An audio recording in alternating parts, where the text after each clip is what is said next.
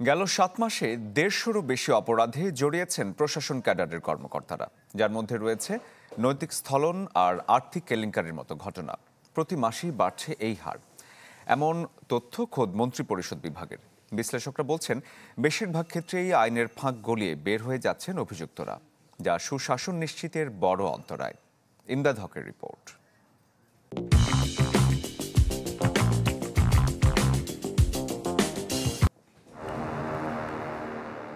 অন্তর্বর্তী সরকারও জুলাই গণঅভ্যুত্থানের শহীদদের কটাক্ষ করে ফেসবুকে পোস্ট দিয়েছিলেন লালমনিরহাটের সাবেক সহকারী কমিশনার তাপসী তাবাচ্ছুম উর্মি। সরকারি চাকরির বিধি লঙ্ঘন করায় জুলাই মাসে বরখাস্ত করা হয় তাকে।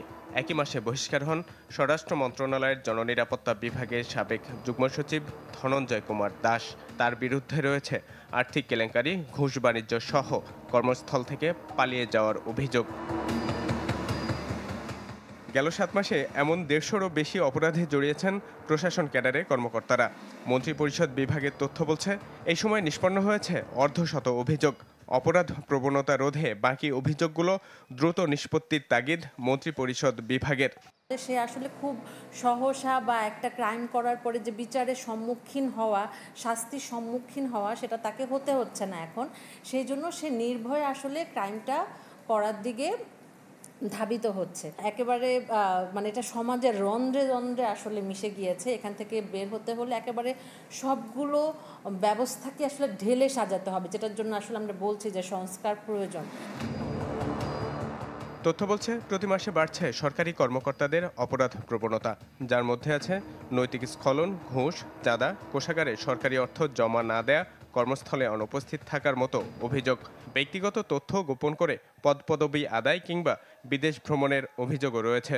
এছাড়া সামাজিক যোগাযোগ মাধ্যমে রাজনৈতিক ও সরকার বিরোধী মন্তব্য ও সরকারি সম্পদের যথেচ্ছ ব্যবহারের মতো অপরাধও কম নয়। এটা অবশ্যই তো আগেও ছিল, এটা আওয়ামী লীগের আমলে অনেক ছিল, অনেক ধরাটরা পড়েছে বা তারা ধরেও নেই, অনেকের খাতির করেছে। সাব রেজিস্ট্রার অফিস বা এসি ল্যান্ড অফিস, আমি জানি না, বিশেষ করে সেবা দ্বারা দেয়, সেখানে দুর্নীতি একেবারে একটুও কমেনি। যেমন আপনি যদি রাজুক বলেন, এগুলা বলেন, একেবারে সামান্যতম কমে নেই, কারণ এখন অবস্থাটা অনেকটা এরকম, দেখার কেউ নেই। এই অনৈতিক কাজ আরেকটা সরকার এসে হয়তোবা আবার তাদের উইদাউট গিভিং এনি পানিশমেন্ট বা এইটা না করে তাদেরকে আরও প্রমোশনের ক্ষেত্রে সুবিধা করে দেয়, যার জন্য অনৈতিক কর্মকাণ্ডে তারা বেশি জড়িয়ে পড়ে, এবং এইটা কঠোর হাতে দমন করা উচিত। বিশ্লেষকরা বলছেন, দৃষ্টান্তমূলক শাস্তি না হওয়ায় অপরাধ বৃদ্ধির বড় কারণ। ইমদাদ হক, চ্যানেল 24, ঢাকা।